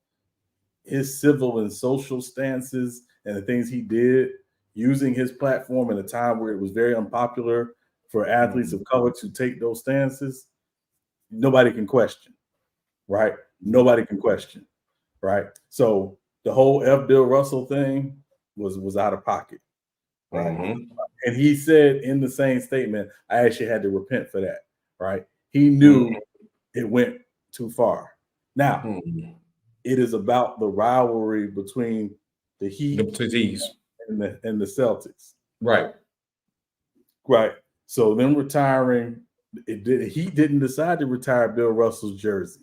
The NBA retired Bill. But his problem is that it's hanging in Miami Stadium. That's the problem. They don't care if the jersey retired. They hang it. Same way like Mike.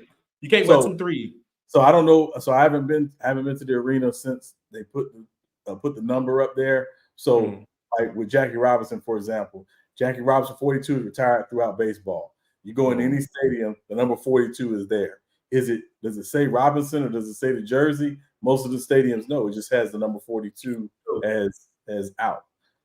I presume that's the same thing with most of the NBA teams, but I haven't been to many NBA arenas since they retired the number last year. I can tell you right now, Bill Russell jersey is not hanging up in the United States, but can't nobody wear 6 though. Right. Russo wears 6, but can't nobody else getting 6 though. No more today. Yeah, nobody can wear 6. Like 6 is done. Right.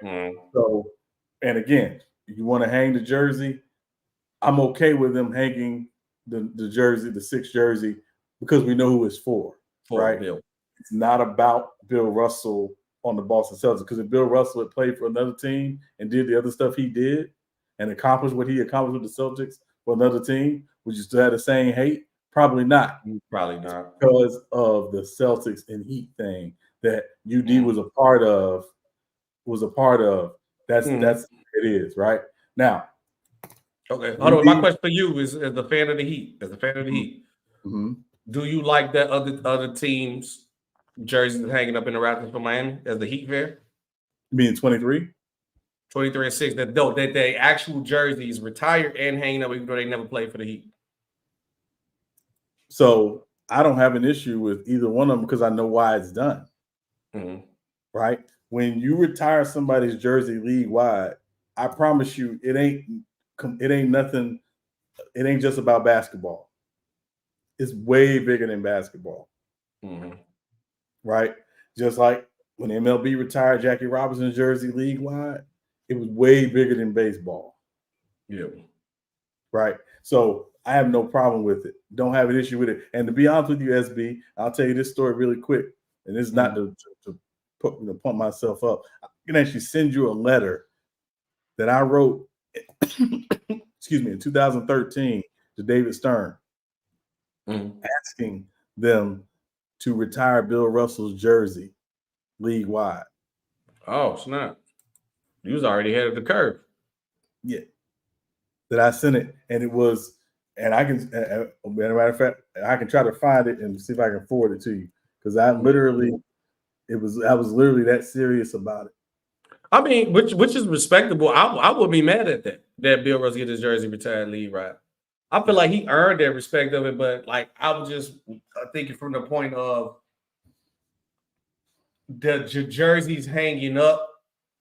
I can see why you mad, but the F Bill Russell was like going a little too far. I get you was in the heat of the moment. You the enforcer. Yeah, you went too far. Because I know Chris Davis said you don't have to show respect to the rival. Don't care if he's did. No, that's going too far. It's just a game. Y'all ain't going to war. It's basketball. It's still a game. He could have. I'd have been cool with I was cool with everything he said until that part, because I understand that like. None of these other teams got D Wade jersey hanging up, Shaq jersey hanging. I mean, Shaq Lakers. You know what I'm saying? What Heat jersey you see there? Nobody. You know what I'm saying? So, as anybody on the Heat that played for the Heat has ever been more historical than Jordan or Bill Russell? No, unless you count LeBron. But LeBron only been there for 4 years, and I can guarantee you, if any other team retired LeBron jersey, it might be the Cavaliers version of his jersey before anything else. Maybe not. You can debate that. So again, and a lot of it has to do with person's import to the game, right? Mm-hmm. When you talk about a team doing that. So anybody complain when the Mavs retired 24 for Kobe after he passed away? I haven't heard one yet. You ain't heard one yet, right? The Heat did that for Jordan his last year in the league, because what happens when you're an all-time great, generally speaking, and you make it known it's your last year, you go around the NBA. They did it for Kareem, did it for Dr. J, Mike did it for Mike. Like when they know it's your last season, you go around all these arenas, they literally honor you with something, right? And it's some sort of gifts or some sort of, whatever. They do it for the legends of the game. Okay. We understand Mike's import to the NBA, right? Mike, Magic and Bird say the NBA. Michael Jordan took it to another level. I don't think anybody will disagree with that. No, right? No, he took it to another level. So, and guys are making the money today because of what Michael, Magic, and Bird did for the NBA, right? Yep. So when Michael's going around, he has a relationship with Pat Riley, all right? A competitive relationship. Michael remember Michael Jordan's Hall of Fame speech. He shouted out Pat Riley during his Hall of Fame speech. He talked about how, in a lot of ways, his competitive nature as a coach mirrored that of Michael's on the court, right? That's a respect. So that's a mutual respect, right? As competitors. So again, at the end of the day, I don't have a problem with it because I understand why it happened.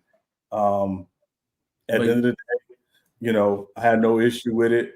But, again, the F. Bill Russell, not a fan of that.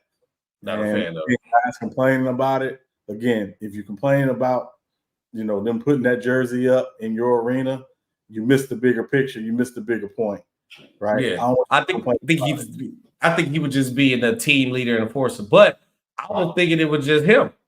But Sean, another guy, the guy who my mother named me after.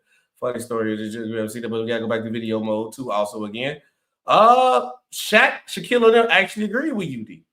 I don't know about the F. Bill Russell part, but he agreed about the jersey thing. Hate the fact that they hang up other people's jerseys.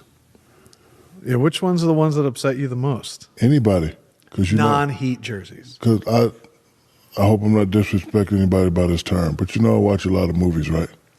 This thing of ours, this is what we built. Yes. Michael Jordan ain't never played for the Heat. Bill Russell ain't never played for the Heat. Yes. I got to agree with him. You did your own thing with your little Celtics family, your Chicago family, but this Miami thing. And I was one of the original championship families. I lived on Star Island, I had the big house on Star Island, then something happened where they thought I was assassinated, but I wasn't. I ended up in the desert in Phoenix and tried to make a comeback, but it was too late. So this is our thing. So I don't like that personally. I'm not trying to be disrespectful. I'm really good friends with the Harrisons, and me and Pat we're having a better. So Shaq doubles down and agreed, but he obviously didn't say the bad part of that. But Shaq doubled down and agreed too. He said he does not appreciate it because they don't have anything to do with the Heat. He said he was a part of the original championship Heat team, which he was. He got the first championship in franchise history. He said he don't appreciate it. I just think, Sean, I think it's, you can say because it's retired. He said they did their little thing over there to sell the little thing over Chicago. I think it's pissing them off more because the jersey is actually hanging up in Miami. I think if they just maybe retired it and nobody really just, talked about it, and you don't really see it every time you come in there, then it probably wouldn't be a thing. But Shaq doubled down with it too. All right, so two things. Number one, obviously, there's a Heat culture thing going here. There's a Heat culture thing, right? Which you understand, which is really Riley, which is really the Riley way, blah, blah, blah. Okay, whatever. That's Heat culture. That's a separate thing. But two things about this. Number one, the Heat did not retire Bill Russell's jersey. The NBA retired Bill Russell's jersey, league-wide. Which means if the league at some point expands to 50 teams, the next 20 teams will have the number 6 retired for Bill Russell. Nobody in the history of that team will wear that jersey. You are a part of the NBA. You are not bigger than the NBA. You're a part of the NBA. So if they want to put a Bill Russell jersey up in the rafters to represent for what he contributed league-wide, so be it. It has nothing to do with what has to take place on the floor. But out of every team, who hung his jersey up? Only I don't know how many teams his jersey was already retired in Boston. But again, the league-wide thing was unprecedented. This had never been done before. Nobody had retired league-wide in the NBA. The precedent was Jackie Robinson in Major League Baseball. 42 hangs up in every single stadium. Nobody on those teams, on the Major League teams, wear number 42. You can't wear 42, no. Right? Now, the Heat are in an interesting place because in a couple years, they got to retire number 6 anyway. Yeah. Because LeBron wore 6. And they're going to retire it, yep. And they're going to retire it. Nobody's worn 6 since LeBron in Miami because it's going to hang up in the rafters next to the other retired Heat numbers. But the tributes to Bill Russell and the Heat's tribute to Michael Jordan, what does that have to do with what happens on the floor? I think they just talking from a rivalry standpoint more than anything, where they can't let like UD said, if you see KG Paul Pierce is going down, like they can't let that rivalry go of what they pushed during that time. And when you can't let that rivalry go during that time, that's what you still be on go mode. You still be on go mode. Right, which in my mind is 2 separate issues, right? I agree. Because it's not like they say, hey, we're going to retire number 5 for Kevin Garnett and hang it up. I understand if UD has an issue with that. Because you had to battle this man for 15 years. I get it.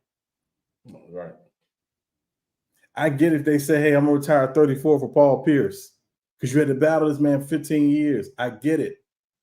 But at the end of the day, Bill Russell's jersey hangs in the Casillas Center in Miami, and it hangs in other arenas. Don't know how many right off top, because again, I have not been to many NBA arenas since they made the tribute. But what I do know is it's very similar to that of Jackie Robinson in MLB, right? That number is probably displayed somewhere. And if you're not displaying it, I have to wonder why you're not displaying it. Because again, when you retired it league-wide, you basically said, hey, this man, for his on and off court, deserves this honor. And it's an honor. Again, we don't see it everywhere. Right? I remember when Kobe passed away, And people were talking about, oh yeah, they should retire at 24 and 8 league-wise. Like, they're not doing that. They're not doing that. That's two numbers is crazy. But it Kobe more value to just the Lakers anyway. Right. Yeah. But Dallas retired at 24 in honor of Kobe. Yep. And I have not heard a single person complain about it. Yeah. So I just think it's that heat culture, that rally way mentality, and this I feel like it's the dark side of that mentality. Always be gutty, work hard, better than everybody. I'm gonna come at you. I'm gonna come at you any type of way. We gonna go at it. We gonna fight any type of way you want to put it. I just think it's the backlash of that too, because now you're gonna have heavy feelings certain type of way too when it comes to that rally way, Sean. I just think it's the heat culture backlash, but we can wait to see how it goes. On to the opposite side of what the heat culture is. The Detroit Pistons losing overtime to the Boston Celtics and tied the NBA record for 28 straight losses. Kay Cutter has something quick to say. We're going to be quick about it. Let's go to video mode. Let's go ahead. On the same level as all these teams we're playing against. There's no team that felt like I was going into a slaughterhouse. I've never felt like that in my life going into a basketball game. Every game, we should be able to fight teams and impose our will on them. We did that early on. Let go of the rope a little bit third quarter. There's a lot of growth in tonight, and it's something we can learn from and definitely take into the next game. I'm not interested in just winning one more game this year, you know what I mean, to stop this. That would be soft. Our goals are a lot higher than that, and we have what it takes to win a game. That's nothing to put game. He said they have what it takes to win more than one game he wants. I can say this, Sean. This Detroit Pistons team, somewhere they're getting talked about right now. Nice young core, but they not 28 straight losses bad. I just think this is a young team. Monty Williams need to figure out his rotations. They got a lot of guys who do a lot of the same things. They need to figure out what part of their quarter they want, and they got to start moving pieces. This is not something new where a young team plays a team that's top of the league. They get up early, then they end up losing the league. This is not new, but I think it should be more of a sense of urgency where you have a possibility of being the 28 straight losses and everybody's looking at you like we don't want to be the team that lose to Detroit now. So now people are coming in to play Detroit like they playing the Nuggets, the Lakers, the Celtics, the Bucks, because I'm not finna be the team they break the streak on. And the Celtics almost did that. They see like, you ever see the meme like they say you playing the game, you sit back chilling, then you get to losing, and you sit up and get game mode. I believe that's just what happened. Right. But think about the Pistons 28 straight losses. What's the all-time? Is it 29 games or 30 games for the most losses in a row? That I am not sure because I think it crosses over. I think the Sixers might have it, but well, let me say this real quick because I know we're getting past time. We need to get ready to move on. But two quick things. Number one, I think the Pistons are in dire need of a veteran quarterback. And I'm not talking about a veteran player. I mean a veteran point guard, like somebody who can settle them down. I was on True Stream last night. Shout out True. Shout out True. And I said, to me, this Pistons team is a lot like Phoenix was a few years ago. They have some really good young players. Yes, Tosh said Sixers with 28 in 2 seasons. Thank you, Tosh. Yeah. And then the other sport is the Chicago Cardinals, NFL Chicago Cardinals in 1942. They lost 29 straight. Yeah. So the idea here, in my view, SB, is they just need they need a veteran quarterback. They need a point guard that can settle them, a veteran guy who can settle them down when they get up, and you can sense things are starting to unravel a little bit. You need somebody who can settle you down. They don't have that. And again, the guy who would be ideal, maybe, a Chris Paul type, just somebody who can just help these young guys when they get in these moments, because they seem to get frantic, they panic a little bit. As good as Cade is, Cade had some moments last night, particularly in the second half, where he just seemed like he wasn't sure what to do, things like that. They need that veteran quarterback. They don't have that. So you think K can't be the lead guard? Maybe he could be like a point forward, but he can't be like the lead guy. Not now. I'm not saying now. down the line he can't, but not now, because again, they just don't have. It's people joke about veterans and stuff like that, but there's a value to having a veteran guy, who's on the court, and again, who has the ball, who says, "Hey, I got it, I got you, I got it." You know what I mean? It was a couple years ago, and Suns played the Lakers in the playoffs. You might remember it. And this was in the first round, and Suns were up in the game. It was a closeout game. The Suns were up, and the Lakers went on a run. And Chris Paul comes back in the game, and Monty's telling him something from the sideline, and Chris Paul's like, "I got it, I got it," and he settles it down. And then they get back up. They go back up because again, he's been in those situations, been in those moments. He knows what to do. It's like having a veteran quarterback. A guy you just trust that other guys will follow, get behind, and say, "Yeah, he's got it." The Pistons need that. Okay, that's what they really need to acquire. But continue to develop your young talent. Jay Nivey, to me, he's just Russell Westbrook 2.0. He is so athletic and so quick. When he wants to get to the basket, he can. That Thompson twin kid, all the intangibles. Yeah, but he only played 8 minutes last night. I don't know why they don't play him. Look, trade him. We will send, give us Ivy, the Thompson twin. We'll take one of them big contract Bogdanovich. Y'all can have Zach right now. I take the Thompson twin today, and he gonna play. And Zach doesn't really help them, so that's the thing. But we'll see. We'll see. Bulls head coach Lonzo Ball, knee pain has been eliminated. The PG will be running in January. Good sign for Lonzo. I'm praying for all health for him. Love to see Lonzo back on the court. Maybe we could get back the glimpse of what he was. I feel like that little glimpse of what the Bulls run was like probably the best version of Lonzo, and I was going to see him take the next step in his career. So hopefully we get him back on the court. Maybe next season. I doubt he come back this year, so maybe next season we got to see. What you think? Yeah, hopefully we'll see, man. Hardest thing after having a major knee injury is figuring out, can you run, can you cut, can you make the moves you make without thinking about it, without worrying about it, without it playing psychologically on you. So we'll see. But hopefully, the Lonzo being able to run in January will be huge. He's not going to play this season. I don't think he is either. I think it goes a long way to seeing if he can be back on the court sometime in October. Yeah, because people don't realize sometimes be more psychological than anything, but we have to wait and see.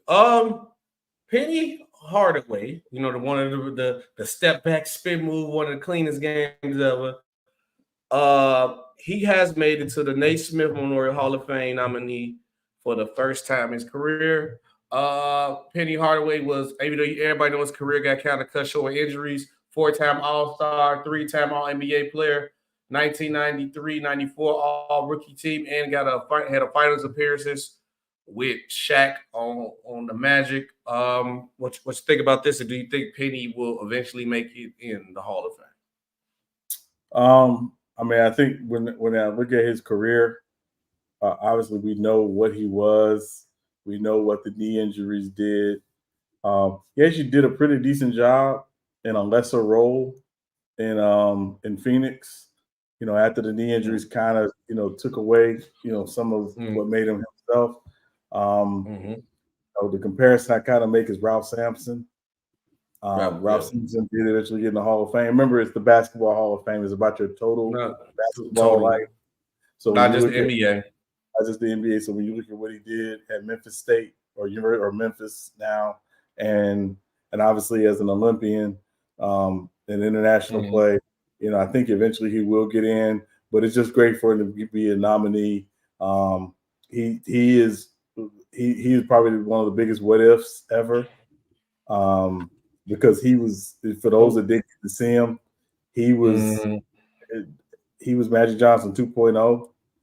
But with supreme athleticism, and he's the only person I've seen. He and Grant Hill are the only two people I've seen give Jordan and Pippen that work.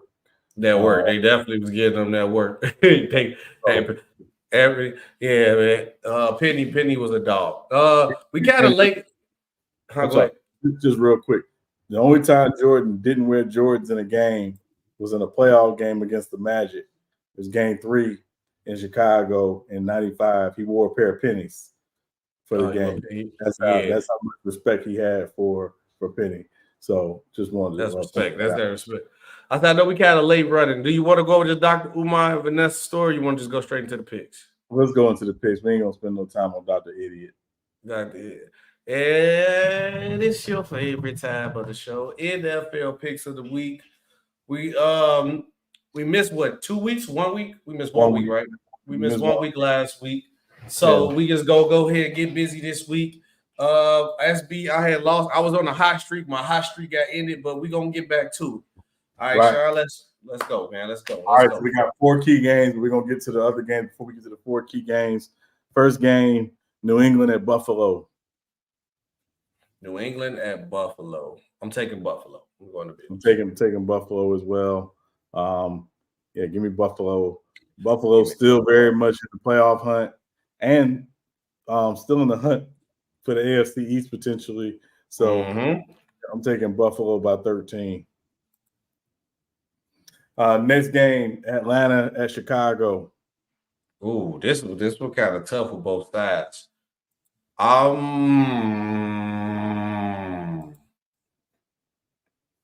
I feel like I'm gonna pick them and they're gonna lose. Watch. I'm gonna go Bears. You gonna go Bears? I'm going Bears. I'm gonna go I'm gonna go Falcons. I figured he was gonna pick the Falcons, so that's why I would go Bears. So I have to get a different pick in early. This is a 50-50 game.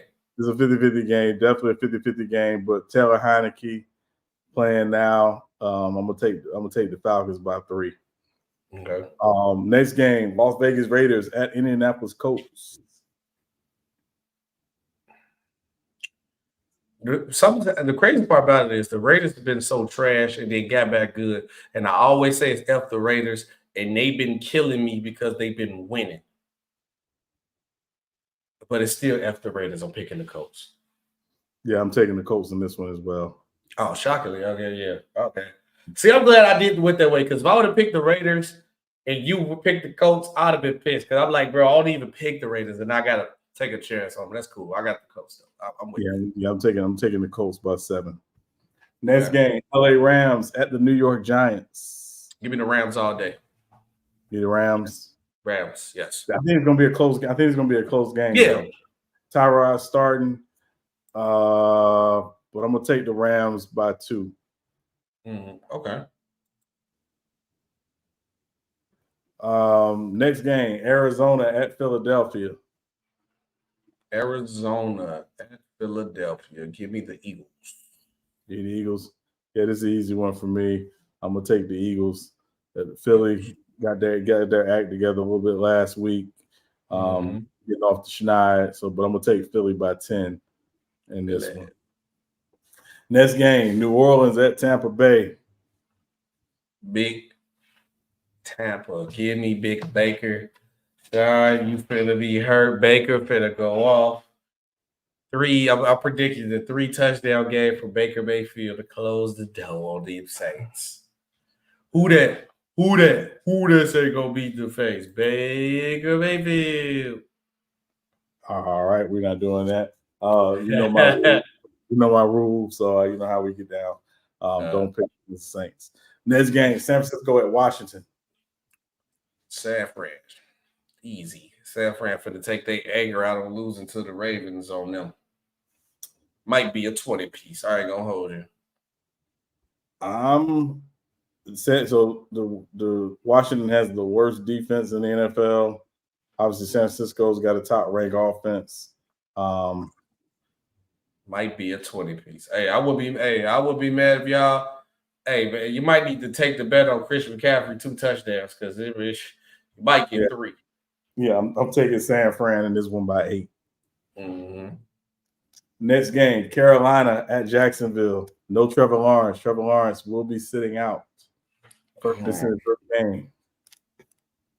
But the Panthers suck. The Panthers almost beat the Packers last game, too. Let me see what I don't know. I'm gonna go attack. That's what I'm gonna say. I'm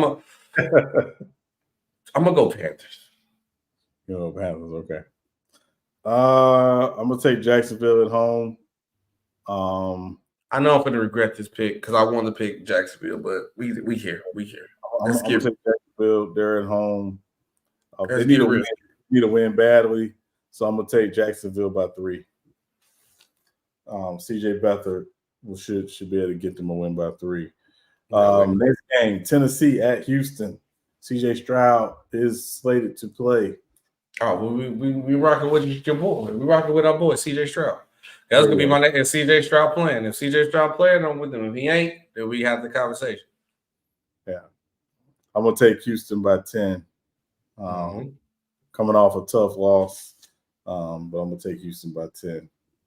I think they division tightened up, didn't it, because of all the injuries and losses, didn't it? It did. Yeah. This week gonna determine who gonna make it. Yeah. This week is very, very critical for a lot of these teams. Oh, maybe I should have picked the Jaguars. Next game, battle of the backups. LA Chargers, Easton Stick versus Jarrett Stidham at Denver. I am not gonna pick against my Chargers even though I've been picking against them since we've been losing. I'm not gonna pick against my Chargers against no Broncos, and I want the Chargers to win and blow them out just to stick it in the crow of this Russell Wilson race. We get more drama with this situation, so I'm waiting just for the drama. I'm waiting just so the drama can keep going. Oh yeah, Russell Wilson, you didn't give him a chance. Look, we got blew out by the backup. You are picking the Chargers, right? Oh yes, sir. I'm picking the Chargers. All right, gotta pick my Chargers. Yeah, I'm taking the Chargers as well. Easton Stick actually played pretty well. He played pretty well. He obviously not Justin Herbert, but I thought he played pretty well. So I'm taking the Chargers by 6. Okay. Next game, last before we get to the key matchups, Green Bay at Minnesota, Sunday Night Football. Green Bay at Minnesota. Give me Green Bay. Yeah, taking Green Bay. Yeah, Jared Hall starting for Minnesota. They're on their 4-star quarterback. Yeah, so I'm taking Green Bay as well. Give me the Pack. Give me Green Bay. I'm gonna take Green Bay by 9. Okay, man. All right, key matchups. First key matchup, Saturday night football. Detroit Lions at the Dallas Cowboys. Dallas on a 2-game losing streak. Detroit coming off of clinching the first division title in 30 years. Okay, that's what I'm saying. Because I'm worried that Detroit will come in off the celebration half, and the Cowboys are desperate.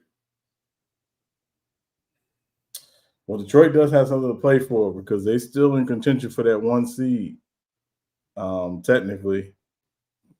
So they do have something to play for. I'm gonna go Detroit. You want to go Detroit? I'm gonna go Detroit. I'm gonna go Detroit. Where you going? Pick the Cowboys. Pick together. No, I'm going Detroit. Yeah, I knew you weren't gonna do it. Yeah, I would do you would. I had to be smart because I took a couple risky picks early, so I can't keep taking too many. Yeah, I'm going Detroit. Take too many. Going Detroit in a close one. I think they'll be able to run the ball well enough. The key to this game to me is the Thunder and Lightning, Montgomery and Jameer Gibbs, but also Sam Laporta, their rookie tight end. Can he get off? Over the middle? So let's see. So I'm taking Detroit by 2. Next game, really key game in the AFC, Miami at Baltimore. Woo! This is my number 1 game right here. This is the must watch. If you ain't doing anything, if you're doing something, still turn the game on. Because you got one of the best defenses in the league, Lamar Jackson being electric. Then you got one of the most electric offenses in the league with a great defense behind them. And Tyreek Hill should be returning this game, right? Yes, well, I mean, he played last week, so against Dallas. So, I mean, it didn't feel like. Well, did he have a good game? Because I swear I don't remember. He didn't have a huge game, but I mean, he did. He did okay. He's tired. Okay, so he's good. He's good then. Okay, cool. Ooh, so this is my point. This is the deciding factor for this game for me, because can Baltimore's defense slow Miami offense down enough for Lamar Jackson to keep up with him? And then can the Dolphins defense make Lamar Jackson one-dimensional? So really just who is really the chess move between the offense, Miami's offense versus the Ravens defense for me? Who do I have more trust in? I'm gonna go Dolphins. You want Dolphins? Dolphins in the close one. I'm going with the best team in the NFL. I'm going with the Ravens. I ain't mad at it. Yeah, they're at home. They played last year. Ravens were up huge. Dolphins came back in the fourth quarter and won a close one. Baltimore remembers that. There's also a chance for Baltimore to lock up the number 1 seed at home. So maybe they can rest starters next week against Bird. So I expect Baltimore to come out fired up and then win. What the narrative push gonna be when Lamar Jackson beat both the top 2 MVP candidates? That'll be crazy. Yeah. So yeah, I'm taking the Ravens. Taking the Ravens by 9. Okay, I respect it. Next game, Pittsburgh Steelers at the Seattle Seahawks.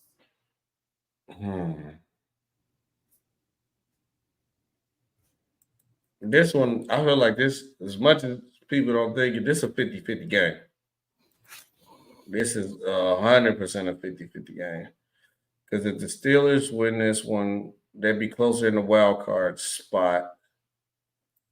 And the Seahawks need this one too. I'm going Seahawks. Seahawks. I'm going Seahawks as well. Okay. I don't trust Pittsburgh's offense at all. Look better. They looked better last week. George Pickens had a career game last week, but I think it's going to be a tough one in Seattle. Seattle's still fighting for their playoff position, so I'm going to take Seahawks by 10. Okay. And in the last game, Cincinnati at Kansas City. I'm going to go the Chiefs getting that dub. I'm gonna go the Chiefs as well. I still obviously have concerns about their offense, but I feel like this game their defense will defense and special teams will find a way to either get them some easy points or get them some favorable field position. So I'm gonna take Kansas City. Do you think, even though I know the offense looked bad with a lot of people drop passes, but do you think Kadarius Toney getting too much blame or is well deserved? I mean, I think he's getting too much blame, but I also think that, whenever you don't look like yourself, somebody gets the blame. And the blame really should go to the organization for not figuring out how to keep Orlando Brown Jr. And Tyreek Hill. And well, I mean, they won without Tyreek Hill, so I think I'm less. I think people like to harp on the Tyreek Hill thing. They just want to Super Bowl without Tyreek Hill. I think the big issue is they were not prepared for the drop off of Travis Kelce, because Travis Kelce ain't the same guy. He ain't been the same. It's the running joke that he ain't been the same since he announced he's with Taylor Swift. That's what they said. Well, I mean, when you go from cheeks to chiclets, you understand what the anyway. It's time to end the show. Yeah. That's getting clipped, brother. Let me make sure I mark that. That getting clipped. No, I'm But- just saying. I mean, I'm just saying. He, Chicklets the gum. Get the gun. I know. Yeah, that's what I'm saying. He went from cheeks to chicklets. Is all I'm saying. Anyway, that's neither here nor there. On that note, that has been the show. Also, I want to let you guys know, I put the link in the chat to earlier today because I've been learning more things about the YouTube and what's better. I made an RTOFD clip channel. Go ahead and subscribe.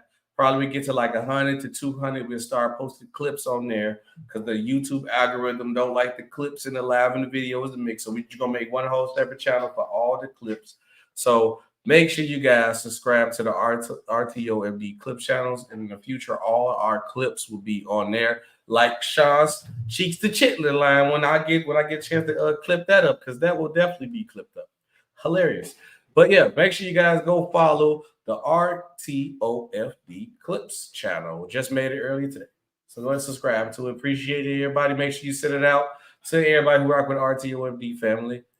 But yes, Sean, that is the show. Definitely ended off the Cheeks to Chitlin. That one did it right there. That one did it. That one did it. But thank you guys for watching. Sean, you got anything else before we get up out of here? No, I just said, man, y'all have a good weekend. Enjoy all this college football playoffs, all this stuff this weekend. Sean, I'm mad. I sold, right? So I put in, I used to do the videos. Remember I used to do the sound bites. I was saying, like, all these dumb takes people be saying, I'm going to get back in my bag when it comes to the bad take book. But also when I used to drop sound bites, I supposed to play these 2 sound bites, and I didn't do it. I stole. But this was the first one I had from old girl talking about Lamar Jackson. This was the first one. That's stupid. Use your common sense. It'll be that one. And then I found this one when she was like quarterbacky. And remember, I should have played this when we said it, and I sold. But she was like, what does quarterbacky mean? When we try to figure it out, this was the other. What the does that mean, Kobe Bryant? And I sold. I sold. I forgot. Man, I'm mad. But yeah, that is the show, guys. Appreciate you guys watching. See you guys on.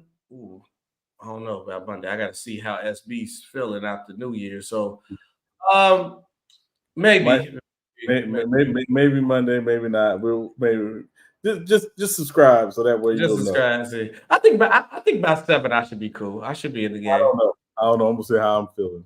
Yeah, I'm gonna say. Let me know how you feeling, Sean. After the 7, I mean, we can push for Tuesday if anything. Could push New Year's. Might be live on New Year's Day. Just be recovery. I might hide up because the function is at my house. So we had the New Year's. We supposed to do something. Everything get canceled. So we just had the last minute in my crib. It was lit. So now everybody was like, "Yeah, your house is New Year's, yeah." So now my house is the New Year's house. So yeah. So now it's like, I can kick it because I'm at home. I don't got to drive. Get too lit, I can go to bed. Happy New Year. Everybody get out. All right. I won't kick everybody out right at 12, but I see y'all later. I'm asleep. But all right, guys. See you guys later. Wait till Monday. Maybe we see how the New Year's go. But make sure you guys go ahead, Sean. Now, real quick. I know it's New Year's Eve coming up, man. Y'all be safe, whatever you're doing. Make sure you make it to 2024 because that's all that matters. So be safe, whatever you decide you're gonna do. Sean, one more thing. We gotta make it quick, very quick. Episode 41, jersey number, player. Give me 41. I'm supposed to hate this dude. That's crazy. That's crazy. Technically, I'm supposed to hate this dude. That's crazy. Technically. That's crazy. But I have all the respect in the world for Dirt. So it would be Dirt. Brass Dirt 2. Brass Dirt 2 is easy. Just Dirt Nowitzki. Yeah. One leg fade away. Yeah. That's Dirt. Gotta go Dirt. I'm with that. I respect it for you saying that, man. It takes a lot of courage to say that, man. Watching him destroy your Miami Heat like that by itself is crazy. But it's yeah. I mean, and the crazy is there anybody else that you would say, oh man, definitely be 41? I can't think of anybody else really with 41 that just like And when I see number 41, I instantly think Dirk. So it's Dirk for me. Cool. Yeah. But yo, we are out of here. I don't want Sean to go into any more trauma because, you know, you're going to have Baker Mayfield be the scene. He got to reminisce about Dirk. We ain't going to do Sean like that for long. All right, guys. Peace. See you Monday. Appreciate you guys for watching. Make sure you guys like. Make sure you guys share. Make sure you guys subscribe. And the notification bell to be notified whenever we drop and whenever we live. Peace.